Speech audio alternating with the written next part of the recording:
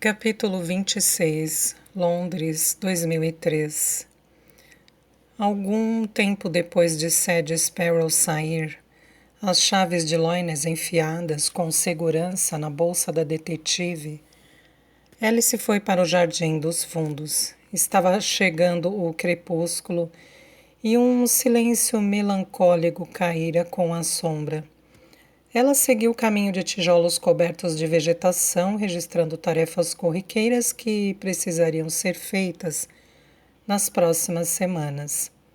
Havia muitas delas. Alice preferia um jardim com personalidade, mas havia uma diferença entre caráter e caos.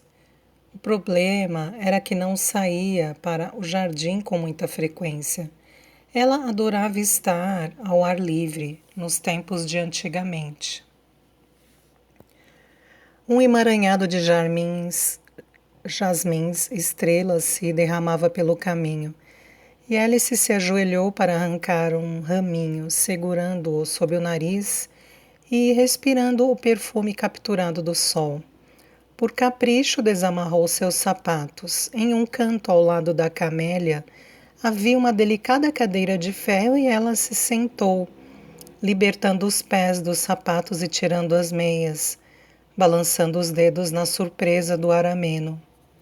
Uma borboleta atrasada pairava em um arbusto de rosas ali perto e Alice pensou como sempre em seu pai. Durante toda a vida ele foi devotado cientista amador. Ela nunca imaginara que desejasse outra coisa além do que tinha. Sabia que uma vez no passado, muito tempo antes, ele estudara e aspirara a praticar medicina, mas isso, com todos os sonhos e desejos dos pais, existia em um reino muito menos real do que o brilhante, ousado presente em que ela vivia. Agora, porém, vislumbrava quanto a guerra lhe havia roubado.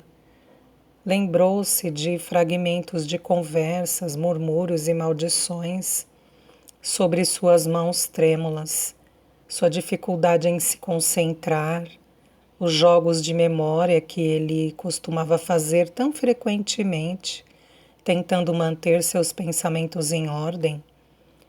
Alice moveu as solas dos pés contra os tijolos quentes, ciente de cada seixo, cada flor gasta debaixo deles. Sua pele era sensível naqueles dias, não como os pés endurecidos pelas brincadeiras de sua infância. Durante os longos verões em Loines, passara semanas sem sapatos, tendo de correr para encontrá-los quando a mãe anunciava um raro passeio à cidade. A corrida louca pela casa, agachando-se para olhar, debaixo das camas, atrás das portas, debaixo das escadas e depois a descoberta final triunfante. A memória era tão vívida que Alice quase podia tocá-la. Deu um suspiro pesado. Entregar as chaves de Loines a Sadie Sparrow despertara nela uma tristeza havia muito reprimida. Quando sua mãe morreu e ela herdou a casa, Alice tinha guardado aquelas chaves e se comprometido a nunca mais voltar. Entretanto, uma pequena parte dela sabia que a promessa era temporária. Sabia que naturalmente devia mudar de ideia. Loines era sua casa, sua amada casa. Mas ela não mudou de ideia e naqueles dias parecia que jamais mudaria. Ela dera as chaves e a tarefa de ordenar os segredos de sua família para outra pessoa. Uma jovem detetive bem preparada, porém apartada de seu círculo íntimo. Seu interesse pela solução do crime era puramente acadêmico. Parecia, de algum modo, um fim, uma admissão de que ela mesma, Alice, nunca voltaria. Gostaria de um gin tônica? Ofereceu Peter. Um jarro de cristal em uma das mãos, 2 copos na outra, cubos de gelo estalando como em uma peça de Noel Coward. Alice sorriu com mais alívio do que pretendia ou esperava. Não consigo imaginar nada que eu pudesse desejar mais. Sentaram-se juntos à mesa de ferro forjado e ele serviu uma dose para cada. Cítrico, adstringente e gelado. Era exatamente do que Alice precisava. Conversaram sobre o jardim e bateram um papo agradável, o que se mostrou um afastamento bem-vindo de suas recentes reflexões.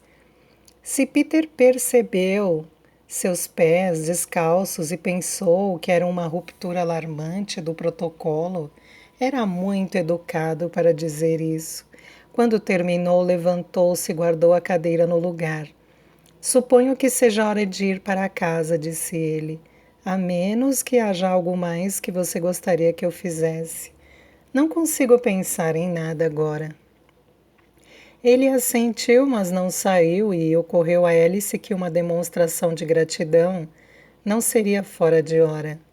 Obrigada por hoje, Peter. Por organizar o encontro com a detetive Sparrow, por manter as engrenagens girando enquanto ela estava aqui. Imagine, não precisa agradecer. Pegou um ramo eriçado de era e virou as folhas para frente e para trás em seus dedos. Espero que a reunião tenha sido proveitosa. Acho que foi. Ótimo, disse ele. Isso é uma boa notícia. Ainda assim, ele não saiu. Peter, Alice, você ainda está aqui? Ele suspirou com determinação. Vou falar. Por favor. Agora que o site está pronto, eu estava me perguntando se poderia ter algum tempo livre. Se você poderia me liberar de minhas tarefas habituais por um tempo. Alice ficou surpresa. Peter nunca tinha pedido um tempo antes e seu instinto ordenava a recusa do pedido. Ela não queria poupá-lo. Estava acostumada com ele. Gostava de tê-lo por perto. Entendo. Há algo importante, algo que eu gostaria muito de fazer. Alice olhou para o rosto dele e foi atingida por uma súbita onda de autoconsciência. O pobre garoto nunca pedira nada, fazia tudo o que ela mandava sem reclamar. Cozinhava seus ovos exatamente do jeito que ela gostava, e ali estava ela, dificultando as coisas para ele.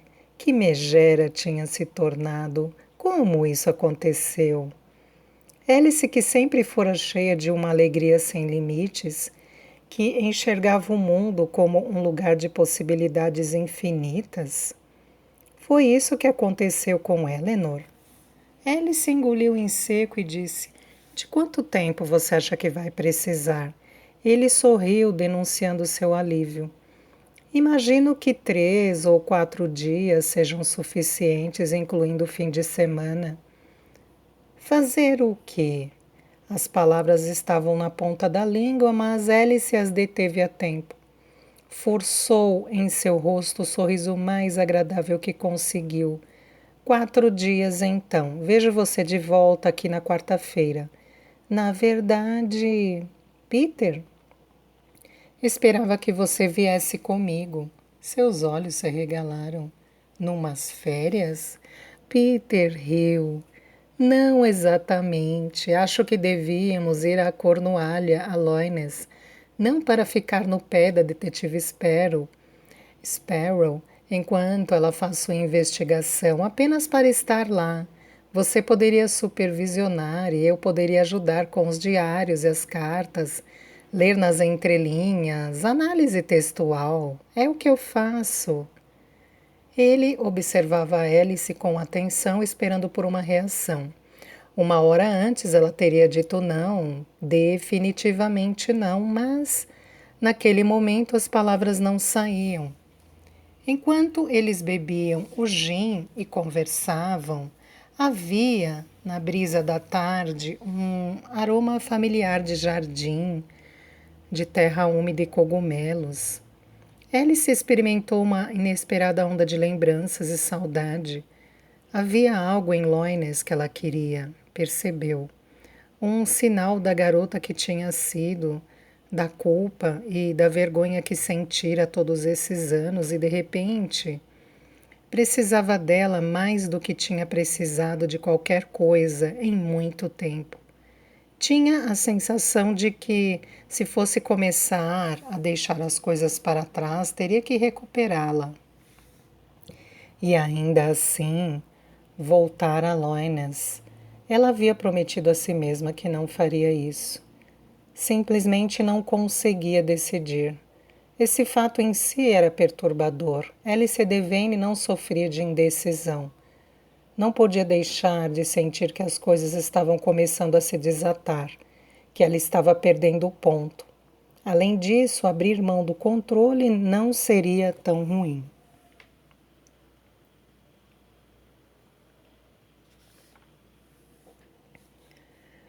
Peter ainda estava parado ali.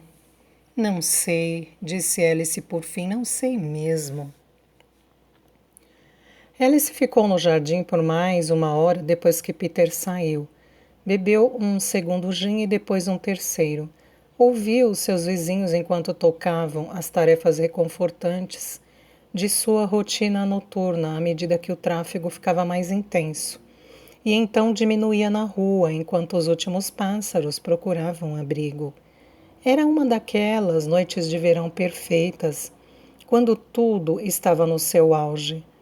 Um dos pontos altos da natureza. O ar estava perfumado, o céu ia gradualmente do rosa ao malva e ao azul marinho, e apesar das coisas que descobrira nos últimos dias, Alice recebeu a visita de uma enorme sensação de paz. Quando, enfim, entrou, viu que Peter tinha deixado o jantar no fogo. A mesa fora posta com sua louça favorita e um bilhete com instruções sobre por quanto tempo devia aquecer a sopa estava apoiado no porta-talheres, perto do fogão. Aparentemente, Alice teve uma impressão muito convincente de incapacidade. Ela ainda não estava com fome e decidiu ler por um tempo. Na sala de jantar, porém, se viu segurando a fotografia de sua família, naquele piquenique de muito tempo atrás em Loines, pouco antes de tudo ruir. Embora naturalmente ela lembrou a si mesma, já estivesse ruindo. Ela estudou o rosto de sua mãe. Eleanor tinha 38 anos em 1933.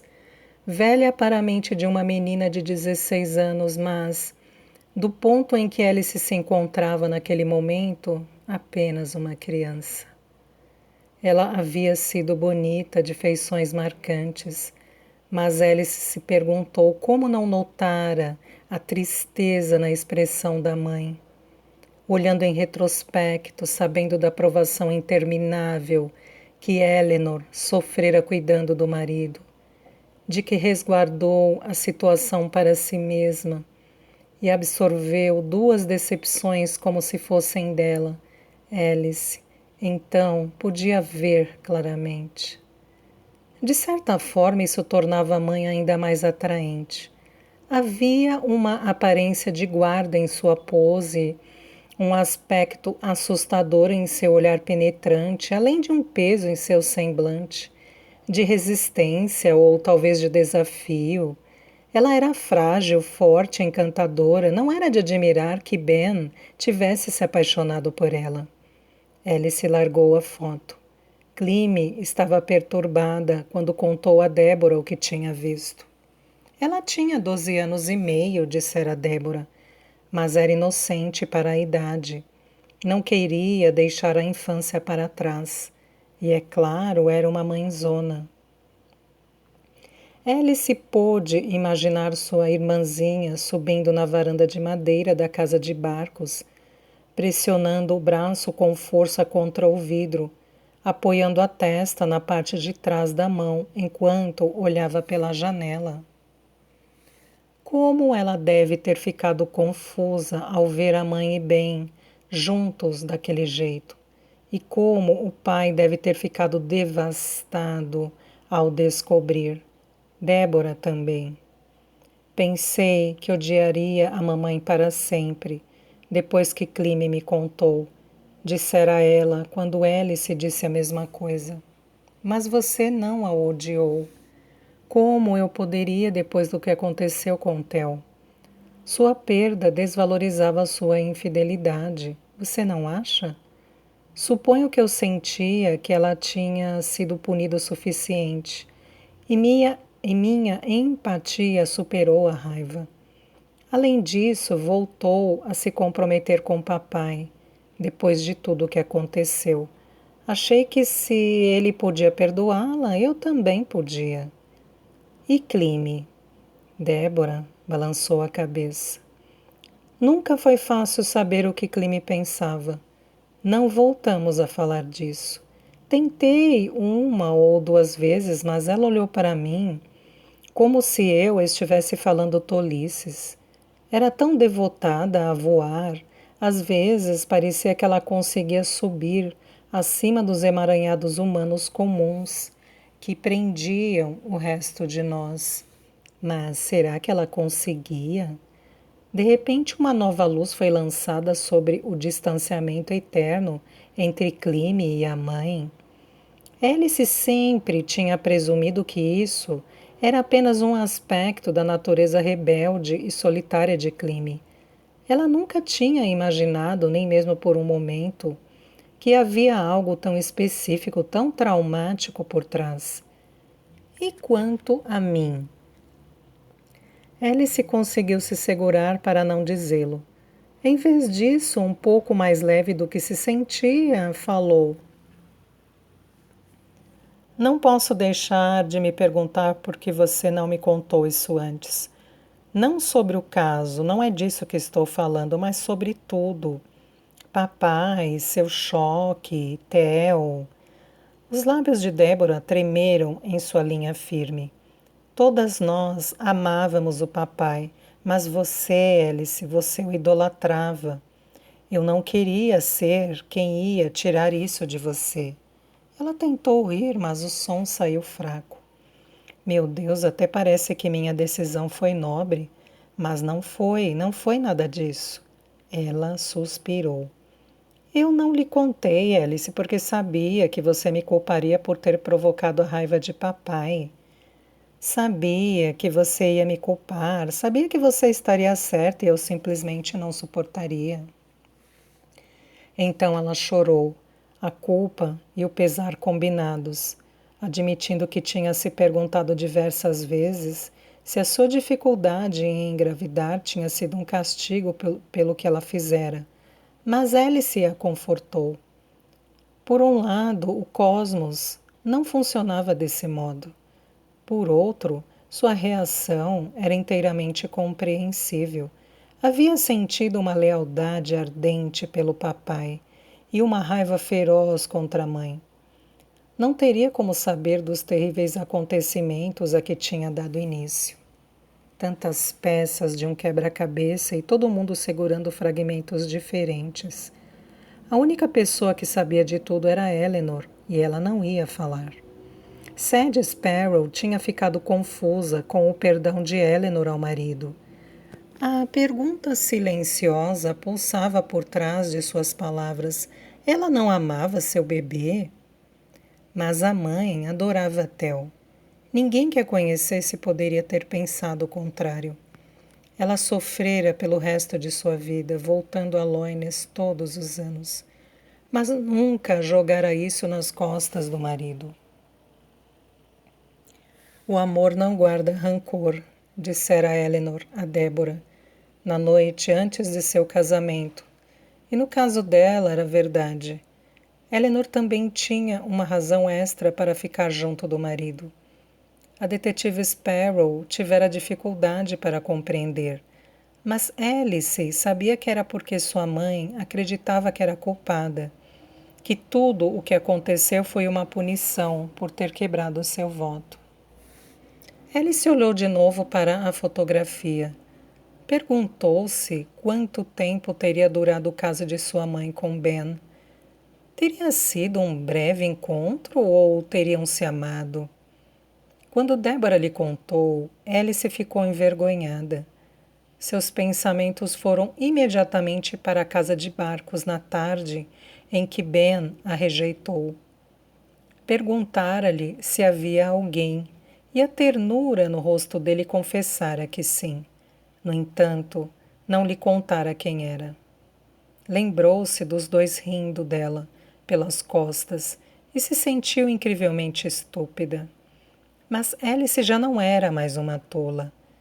As fortes emoções de dias antes haviam se desvanecido. Ela era uma criança de 15 anos. Quando se conheceram, precoce, mas ingênua, e se apaixonou pelo primeiro homem mais velho que mostrou interesse por ela, confundindo sua bondade com um amor retribuído. Era uma história simples e ela perdoou sua juventude. Sabia também que sua mãe nunca riria dela. Pelo contrário, podia ver agora por que Eleanor estava tão irritada e foi tão insistente ao tentar alertar Alice sobre o relacionamento com alguém tão inadequado. Tampouco Alice estava com ciúmes por Ben ter escolhido Eleanor em vez dela. Como poderia ter ciúme de sua mãe que sofrera e perdera tanto, que tinha sido muito mais jovem do que Alice era agora, que estava morta havia quase 6 décadas?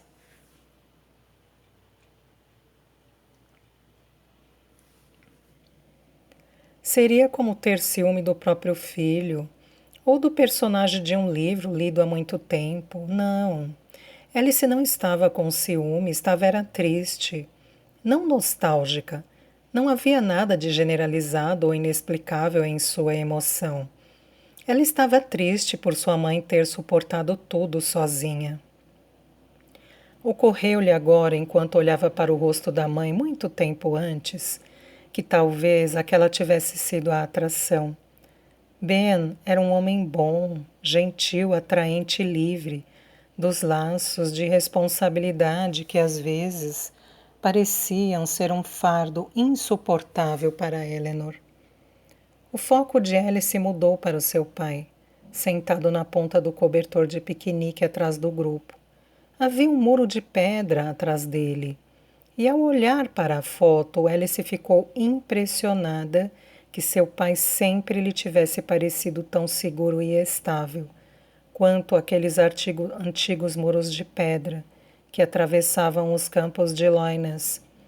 Débora dissera que Alice o idolatrava. Ela certamente o amava de um jeito especial e queria que ele também a amasse. Mas todas elas queriam isso. Todas competiram por seu afeto. Então absorveu cada detalhe de seu rosto familiar, tentando ver além das características amadas, os segredos por baixo delas. Alice sabia um pouco sobre traumas de guerra, as mesmas coisas que todo mundo sabia, os tremores, pesadelos e os homens traumatizados que se acovardavam quando ouviam sons altos. Mas Débora tinha dito que não era assim com seu pai. Sua capacidade de concentração foi prejudicada e suas mãos tremiam às vezes. Tremiam demais para retomar sua formação de cirurgião. No entanto, era outra coisa que o atormentava. Uma experiência particular e não um peso geral de horrores. Uma provação do campo de batalha que, por sua vez, teve consequências devastadoras para sua família nos tempos de paz. Então, como devia ser, o olhar de Alice caiu sobre Theo, sentado aos pés da mãe. Um sorriso sedutor iluminava seu rosto, enquanto estendia um braço em direção a Cleme. Seu ursinho de pelúcia pendia de sua mão, e para os não iniciados poderia ter parecido que ele estava dando um presente para a irmã. Mas Theo nunca teria dado aquele bichinho, não de bom grado. O que aconteceu com o pequeno brinquedo? O paradeiro do ursinho tinha pouca importância no grande esquema das coisas, mas ainda assim Alice se perguntava. Era a romancista nela, supôs, sempre procurando os menores detalhes. As questões maiores continuavam também, do mais básico, como isso aconteceu? Quando o pai percebeu o que tinha feito? Como a mãe descobriu? Até o mais premente no que dizia respeito a Alice. Que diabos havia acontecido com seu pai para que reagisse desta maneira? Alice teria dado qualquer coisa para voltar a falar com a mãe e o pai, para perguntar a eles claramente, mas tudo o que restava era esperar que as respostas estivessem nos diários de Loines. Ela havia confiado em Sad Sparrow para encontrá-los, mas naquele momento estava claro para Alice que não poderia simplesmente ficar de braços cruzados. Prometera a si mesma nunca mais voltar a Loines, mas de repente era o que ela queria fazer mais do que qualquer outra coisa no mundo. Alice se levantou abruptamente, passeou pela biblioteca, abanou o rosto quente. Voltar a Loines. Peter tinha dito que ela só precisava ligar e dizer que sim. Será que ela realmente se deixaria levar por um compromisso feito no calor da juventude, da incerteza e do medo? Alice olhou para o telefone e sua mão tremeu.